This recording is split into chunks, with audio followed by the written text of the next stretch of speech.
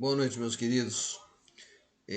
Continuamos nós, né, nessa saga da aula à distância.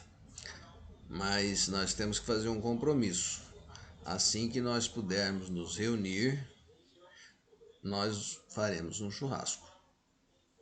Vê se é na casa da Vânia, onde vai ser, mas nós vamos fazer. Tá bom? O que ocorre? Nós vamos continuar falando aqui um pouco sobre a questão do lixo, a questão das maneiras como a gente tem que agir de forma a preservar o nosso planeta, tá certo? Então hoje nós vamos tratar desse assunto, tá bom? Então, vamos aqui para a cena 1 e vamos aqui para a política nacional. O que ocorre? A Política Nacional de Resíduos Sólidos, acho que a gente não falou sobre isso, né? Nos últimos 10 anos, a população aumentou 9,65% e o volume de lixo aumentou 21%. Vejam que é uma diferença brutal entre o aumento da população e o aumento do volume do lixo, né? Para vocês terem uma ideia, em 2012, 64 milhões de toneladas de geração de resíduos e 24 milhões desses 64 tiveram destino inadequado. E destino inadequado é exatamente isso. O descarte inadequado do lixo é prejudicial à saúde pública e danoso ao meio ambiente. Faz mal para todo mundo. Em 2010, nós tivemos uma lei que instituiu a Política Nacional de Resíduos Sólidos. Essa lei veio para tentar amenizar e mudar esse panorama que nós tínhamos, tá certo? Então, a gente já falou bastante sobre lixo também. Então, isso é uma questão ambiental. Não pode ser compartimentada a só uma entidade ou só uma pessoa. O ambiente é direito de todos, está previsto na nossa Constituição, a gente já falou isso, né? Artigo 225, e o uso comum e de uso comum do povo, e também responsabilidade comum de todos. Quer dizer, a responsabilidade não é do poder público, não é do coletor de lixo, a responsabilidade é de todos nós que vivemos na sociedade. Então, fabricantes, importadores, distribuidores, comerciantes, o Estado, o cidadão e titulares do serviço público de limpeza urbana e manejo dos resíduos sólidos, todos esses são responsáveis pela minimização do volume de resíduos sólidos e rejeitos gerados, bem como pela redução dos impactos causados à saúde humana e à qualidade ambiental decorrentes do ciclo de vida dos produtos. Eu tenho alguns vídeos que eu não consegui passar eles por uma forma de postar, mas eu vou ver se a gente na próxima aula faz isso para vocês poderem ver. Uma série de vídeos que foram feitos pela TV Globo a respeito disso, tá? Mas então veja só, a amplitude da responsabilidade é de todo mundo, ó, fabricante, importadores, todos nós, cidadãos, serviço público de limpeza, Estado, todo mundo é responsável, tá certo? E ao lado dessa responsabilidade compartilhada, existe um acordo setorial, que é um contrato firmado entre o setor público e os fabricantes, tendo em vista a implantação da responsabilidade compartilhada pelo ciclo de vida do produto. Todo produto tem um ciclo de vida e depois, fazer o quê? E a logística reversa é um conjunto de ações destinadas a viabilizar a coleta e restituição dos resíduos sólidos ao setor empresarial para reaproveitamento ou destinação final adequada. Gente, a esse respeito, lamentavelmente, nós não temos uma cultura legal para isso. Quantos de vocês separam nas suas casas as pilhas, bateria, para depois levar no local adequado? Aonde vocês viram, seja aqui em Peneiro, nas cidades onde mora, Grande Sul de Minúsculo ou Suzano Alpes, que tem local adequado para você devolver isso?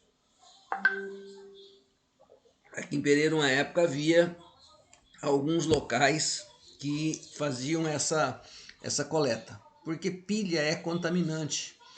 Nem que falar, pilhazinha dessa da calculadora ou do controle, vou jogar. Eu tenho uma latinha no meu armário da cozinha, em cima, tá acumulando lá, fechadinha, porque eu não vi mais isso na prefeitura. Preciso perguntar na prefeitura onde que eles estão colocando isso, porque precisa ter esse descarte adequado. Nós não podemos jogar pilha em qualquer lugar. Vocês já imaginaram a quantidade de notebook estragado, celular estragado, que vai para o lixão? Terrível, né? Muito ruim. Veja, essa lei tinha estipulado um prazo para o final dos lixões, que era em 2014. Olha o que aconteceu. Mais da metade dos municípios não cumpriram. A lei determina a elaboração de um Plano Nacional de Resíduos Sólidos, prevê a criação do Sistema Nacional de Informações sobre a Gestão e os planos de gerenciamento dos resíduos sólidos nos níveis estadual, municipal e regional, além de impor que empresas elaborem seus planos de gerenciamento. Mas, gente, isso quando foi feito em 2010, foram 4 anos de prazo para os municípios se adequarem. Nós estamos em 2020. Eu vou mostrar para vocês que agora foi aprovado recentemente uma nova legislação aí que prevê outros prazos. E se não cumpriram até agora, será que vão cumprir? Essa é a minha preocupação, tá certo? Então, esses planos de gestão que devem ser elaborados pelos municípios e do gerenciamento de resíduos sólidos, que deve ser elaborado pelas empresas, tem essa ordem de prioridade: não geração de resíduos, redução, reutilização, reciclagem, tratamento de resíduos e disposição final dos rejeitos. A propósito disso, nós vamos fazer uma atividade para vocês depois me entregarem sobre esses famosos 3 R's aí, ó: redução, reutilização e reciclagem. Mas isso tinha que haver aí nos planos de gerenciamento. Seguindo essa ordem de prioridade, a prioridade primeira é não gerar. Você tem que gerar, porque não tem outra forma, é reduzir. Você reduz ainda, você gerou, reutilizar, reciclar, tratar os resíduos e disposição final dos rejeitos, que é a última fase, tá certo? A gestão deve ser baseada na identificação de opções de não geração. É o que eu falei, a primeira providência é não geração. Depois, você tem que mudar os procedimentos, tecnologia, alterar a matéria-prima para reduzir. Também não conseguiu tudo? Aí você vai tentar a reutilização, usando o mesmo material mais de uma vez para a mesma função original ou não. Aí depois vai o processo de reciclagem. É o processo em que os materiais têm as suas características físicas, químicas ou biológicas alteradas para serem transformados em novos produtos. Eu estive visitando uma vez, quando a gente foi implantar aqui essa associação de reciclagem aqui em Pereira, que funciona meia boca também, não funciona como deveria não, mas para que isso acontecesse, na época eu era secretário de meio ambiente, nós fomos em Santa Fé do Sul. Em Santa Fé do Sul foi montada uma associação que funcionava bem, não sei hoje. Houve o apoio da Igreja Católica, eles conseguiram o recurso de uma ONG internacional e foi implantado, o pessoal cuidava, era bem, funcionava legalzinho mesmo. E eu estive também em Três Lagoas, por quê? O pai de uma amiga minha, ele era de uma igreja evangélica e eles instalaram lá em Três Lagoas um processo de reciclagem. Ele queria montar umas coisas de reciclagem para ele. Falou: se eu soubesse de um lugar onde tenha uma cidade mesmo que seja pequena, mas tiver em volta 100 mil habitantes, quer dizer, 3, 4 cidades, ele falou: dá para ficar rico. Lá em Três Lagoas eu sei que eles compraram 3 sítios, mas trabalhando duro e trabalhando com tecnologia. Então, a reciclagem é um negócio bom, precisa ser bem implantado, mas parece que os poderes constituídos não se interessam muito em fazer isso, quando deveria ser uma preocupação geral, tá certo? Os resíduos orgânicos, como resto de alimento, pode ser tratado por meio de compostagem, que é tratamento biológico, em que os micro-organismos transformam a matéria orgânica em composto orgânico, comumente chamado de adubo. Gente, isso aqui é totalmente aproveitável. Você pega uma cidade que depende de toda a sua parte vegetal, de toda a sua seu verde para sobreviver, precisa ser adubado. Por que não fazer isso? Separar esse resíduo orgânico, fazer uma ação educativa para que as pessoas separem resíduo orgânico, montar uma grande compostagem. Falta vontade política. E os resíduos sólidos, o que for impossível de ser reutilizado, reciclado ou tratado, é chamado de rejeito. E como última solução, deve ser disposto adequadamente em um aterro. Dizer que deve ser disposto adequadamente em um aterro, gente, é preciso que seja um aterro sanitário e não um lixão. Acho que a gente não falou sobre isso, sobre aterro, mas nós vamos ver depois quais as características que deve ter um aterro, tá bom? O que eu falei para vocês, que esse novo marco regulatório do saneamento foi aprovado e ele abriu um caminho mais para envolvimento de empresas privadas, porque hoje o saneamento é feito fundamentalmente pelo poder público, não é? E o objetivo desse projeto é buscar a universalização do saneamento, ou seja, ter saneamento para todo mundo até 2033, com a previsão de investimento de até 700 bilhões. Olha a situação atual, 100 milhões de pessoas têm coleta de esgoto e não tem coleta de esgoto e 34 milhões estão sem água tratada. É brincadeira? Aqui, ó, 100 milhões de pessoas não tem coleta de esgoto, viu?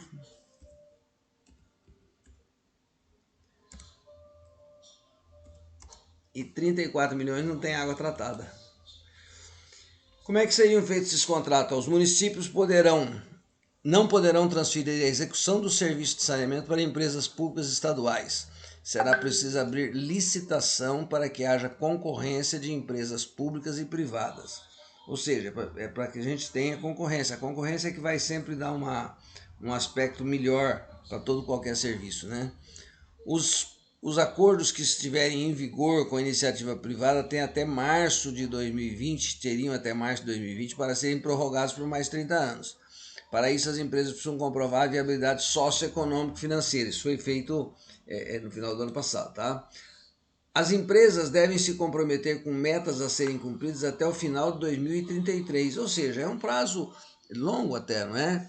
E quais são as metas? Entre elas, cobertura de 99% para fornecimento de água potável e de 90% para coleta e tratamento de esgoto. Gente, nós precisamos ter, as pessoas hoje ficam doentes exatamente por não terem água tratada, por não terem tratamento de esgoto. E não poderá ocorrer a interrupção do serviço, certo? Para que municípios menores se tornem atraentes para as empresas, estados e municípios, para as empresas, quer dizer, você vai fazer uma licitação e precisa ser atrativo para as empresas. Então, estados e municípios podem contratar serviços de forma coletiva, formando blocos. Seria o mesmo que se juntasse, por exemplo, para fazer numa única licitação, 2 municípios se dividem e tal. A adesão é voluntária e os participantes podem deixá-lo quando quiserem nessa situação. O saneamento básico será regulado pela ANA, Agência Nacional de Águas, que é uma agência reguladora da questão da água. O órgão poderá oferecer ajuda técnica e financeira para municípios e blocos de municípios que implementarem o plano de saneamento básico. Será criado um comitê interministerial de saneamento sob a presidência do Ministério do Desenvolvimento Regional, com o objetivo de assegurar a implementação de política federal de saneamento básico e de coordenar a alocação dos recursos financeiros. É preciso saber, a gente precisa ter sempre cuidado no Brasil, quando você vai fazer qualquer coisa, de ter a garantia de que nós vamos ter o dinheiro aplicado adequadamente, né? Então, ver aonde vai alocar esse recurso financeiro. E mais, famílias de baixa renda poderão receber subsídios para cobrir os custos de fornecimento do serviço de saneamento. Poderão ter gratuidade na conexão à rede de esgoto.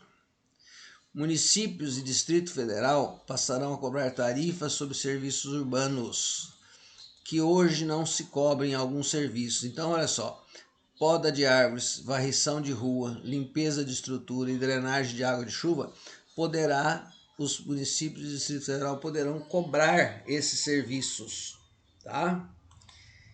E aí vem a questão do lixão, que eu acho interessante, ó. Estabelece um prazo para que as cidades encerrem lixões a céu aberto. Para capitais e regiões metropolitanas, o prazo vai até 2024. Cidades com mais de 100 mil habitantes até 2022. De 100 a 50 mil habitantes até 2023. E inferior a 50 mil habitantes até 2024. Veja que lá atrás nós tínhamos tido, quando editou a lei de saneamento básico, até 2014 teria que ter encerrado os lixões. Mais da metade dos municípios do Brasil não fizeram isso. Agora, em 2020, 6 anos depois, ou 10 anos depois da edição da lei, está se estabelecendo um novo prazo para que as empresas, os municípios, acabem com os lixões, que é 2024, pelo menos na situação em que nós, todos aqui da região, estamos, né? Seria Pereira Barreto, Sul Minúsculo, Suzanalpes. Se você pegar a cidade com mais de 50 mil habitantes, seria até 2023. Gente, os municípios tinham que ter se preocupado com isso já faz tempo. Mas sabe o que acontece? Tinha que haver maior cobrança dos prefeitos. Porque o prefeito entra e ele fala, não vou mexer com esse negócio de lixão não, porque isso aí não dá voto. Melhor fazer um asfaltozinho vagabundo na porta da casa do cara. Não, mas se o Estado, a União começar a não repassar recurso para quem não estiver trabalhando com a questão de extinguir os lixões, não vai resolver. Chegar em 2024 ou em 2026, 2028, vai ser editado um novo marco regulatório para que novamente se faça outros prazos para isso. E aí nós vamos até quando com isso? Até quando nós vamos com isso? Me explica. Então é preciso que tenha maior cobrança dos poderes constituídos aí, para que eles possam fazer isso. Ó, eu vou falar uma coisa para vocês. Eu vou querer que vocês façam um trabalho sobre esses 3 R's aí que a gente abordou, né? Reduzir, reutilizar e reciclar. Como não está sendo possível vocês fazerem trabalho em grupo, por conta de reunir as pessoas e tudo mais, né? Eu vou passar no WhatsApp de vocês a lista dos alunos com o tema de cada aluno, tá? É claro que, então, por exemplo, a Bruna vai fazer sobre reduzir, depois o outro, mas eu vou passar no grupo de você, no grupo do WhatsApp, tá? Até para evitar, né, qualquer problema. E aí o que acontece? Vocês vão fazer esse trabalho, a pesquisa e tal, fazer esse trabalho e me mandar. Hoje nós estamos no dia 27 de agosto. Eu penso que deixa eu ver aqui num calendário para que a gente possa. Deixa eu ver aqui. Vamos ver o mês de setembro. Ó, eu acho que seria razoável, né? Até o dia 15 de setembro, vocês disponibilizarem isso no meu e-mail, tá certo? Vocês disponibilizam isso no meu e-mail e aí eu vou vou ler e pegar alguns desses trabalhos para apresentar para vocês. Um ou 2 trabalhos desse eu apresento depois numa aula seguinte. Tá bom assim? Então eu vou passar esse conjunto com o material dessa aula agora. Vou mandar a relação dos alunos já com o tema de cada um. E aí comecem a fazer. Não vai chegar no dia 15 de setembro, 15 de setembro marcamos, né? Vai chegar no dia 15 de setembro e falar, professor, eu esqueci, professor, não deu tempo. Gente, tem 20 dias. Dá tempo de fazer uma pesquisa, né? Porque vocês estão tendo mais tempo, ficando mais em casa e tudo mais. Tá bom assim? Fiquem com Deus. Beijo.